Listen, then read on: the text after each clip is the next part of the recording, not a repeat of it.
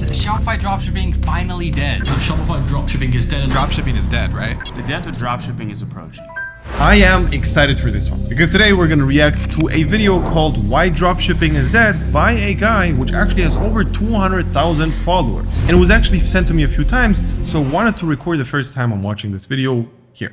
Dropshipping is dead for these three reasons. First off, most YouTubers are lying about how much money they're making from dropshipping. All right, so very first of all, yes, he's 100% right. Most people on YouTube don't really tell you what they actually make. And if they actually talk about the numbers, in a lot of the cases, they're very, very off. The numbers just don't make sense. For example, let's say that a YouTuber claims to make $50,000 a month from their drop shipping business. And to do $50,000 a month in sales with a drop shipping website is really hard. And that's because people just don't really buy things from drop shipping websites like they used to. 10 years ago, a lot more people were buying things from drop shipping websites. It's definitely not easy to make dropshipping work in general. It's 100% not even close to being this reason. Like he's saying that 10 years ago, more people bought from dropshipping stores than now. But 100% in 2013, there were less people buying from dropshipping stores than now in 2023. But anyways, there are actually a bunch of reasons why 2013 dropshipping was just super simple. It's also very easy for these YouTubers to fake how much money they're making with Shopify.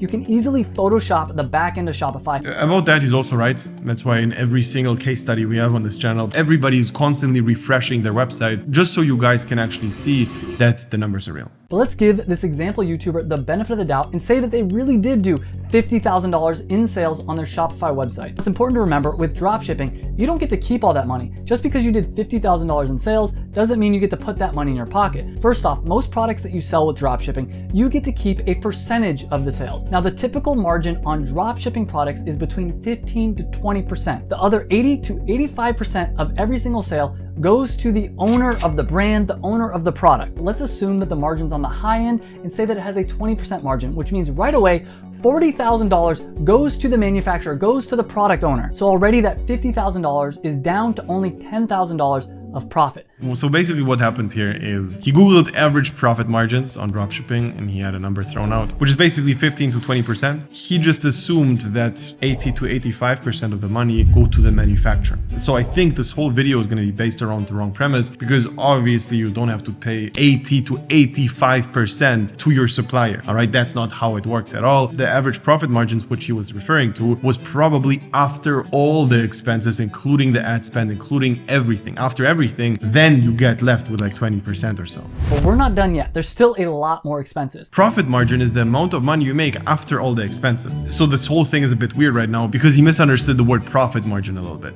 The next expense that people don't consider is the credit card fees. And Shopify charges between 2.9 and 2.4% of every transaction you gotta pay as a fee for credit cards, plus 30 cents per transaction. So in this example, it would be roughly $1,500 in credit card fees that this YouTuber has to pay. Yeah, 100%. So fees are definitely a real thing. And I personally forgot to calculate fees at all. And for the first year or so of doing dropshipping, in my profit sheets, I literally just completely ignored those and ended up losing a lot of money because of that, because I just didn't calculate it right. But yeah, 100% true. Fees are a real thing and you need to definitely keep that in mind. As a rule of thumb, what you can do is take 7% of your whole revenue and just put it away. All right, 7% is going to be for fees, for refunds, for all this little bullshit. On average, just put it away 7% because that's what you need to calculate with. And in the end, if it's going to be a little bit less, even better for you. Then on top of that, you have to pay money to advertise your product. People aren't just gonna find your product and buy your product. And the most common way that people do this is using Facebook ads. Now let's estimate how much it would cost to do $50,000 in sales using Facebook ads. The first thing to consider is how much does it cost every time someone clicks on your Facebook ad. And on average, in the United States, it costs $1.72 to the advertiser every time someone clicks on a Facebook ad. This is so annoying, by the way. I don't even know if I should keep watching the whole thing because the whole calculation is just based on the premise that 80% is already gone. And by the way, I'm actually curious about this. Is this like a legit, real thing people think about dropshipping? And maybe did you even think this? Because those kind of videos actually do have a lot of views. And I've seen this thing being said multiple times already in other videos. So I'm actually curious if this is like a well-known myth, which just prevents people from starting with dropshipping in general. But let's be generous and say for this niche, it only costs $1 every time someone clicks on a Facebook ad. The next thing to consider is what is the conversion rate for people that click on the Facebook ad. Now, I've been doing e-commerce full-time for the last 8 years, and I have to say that a 1 to 3% conversion rate for a Shopify website is pretty standard, meaning for every 100 people that go to a Shopify website, on average, somewhere between 1 to 3 people actually make a purchase. And I actually looked this up, and using Facebook ads, they say that the average conversion rate is 3.26%, meaning a little over 3 people on average for every 100 people that go to a website using Facebook ads actually convert, actually purchase something. This is so off because you can never ever talk about conversion rates without talking about the price. Let's say you're selling a $1,000 item and then compare that to a $10 item. If you have a 1% conversion rate on a $1,000 item versus a $10 item, the profit you're gonna make is obviously gonna be very different. So just taking the average conversion rate in general is a little bit weird here. But let's be extremely generous here and say that this YouTuber somehow got a conversion rate of 10%, 3 times higher than the industry average. That would mean for every $10 that this YouTuber spent, they would get 1 conversion. And for argument's sake, let's say they're selling a product that's $50. Now, if you do the math, you'd have to spend $10,000 on Facebook ads to get $50,000 worth of sales, meaning we have to subtract another $10,000 from the money that this YouTuber is making. On top of that, there's other fees that this YouTuber would have, like paying for a monthly Shopify account and just other random business expenses. Yeah, those random business expenses I've put into the 7% of the revenue. And in total, in this example, once you subtract out all the costs, this YouTuber would actually be losing money.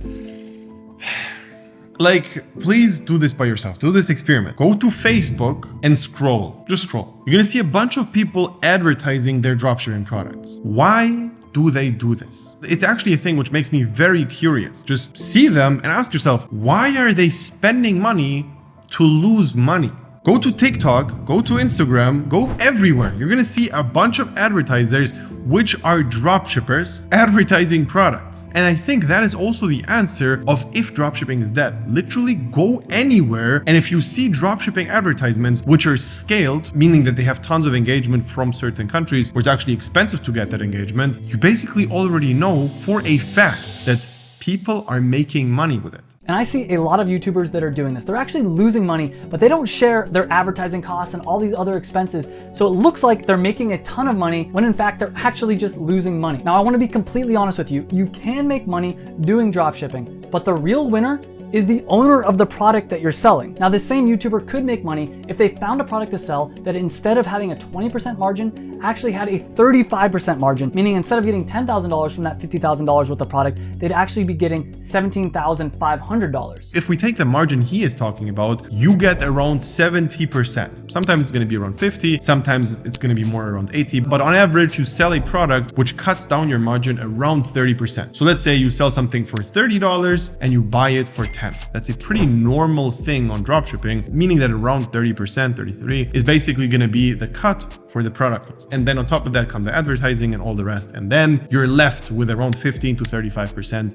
in real profit margin, which would ultimately lead to them making a profit of $5,000. But again, this was us being very generous with how much Facebook ads cost. If the conversion rate, instead of being 10%, which is insanely high, instead went to only 5%, which is still pretty good, this YouTuber would still be losing over $4,000 a month. Now, you don't have to use Facebook ads. There's free ways to get traffic to your website and to make sales. For instance, a very common one that people used to use is SEO, or search engine optimization. This makes it so that your website ranks at the top of Google for different keywords that people are searching for in Google. And this used to work really well 10 years ago when it was easy to manipulate Google and get to the top of the search results. The other common way to get sales on your dropshipping website is to use social media. And you can do this, but that leads me to the second reason why dropshipping is dead, and that's because competition. Let's say you get lucky and you find a product with good margins and you find a unique way to actually sell your product.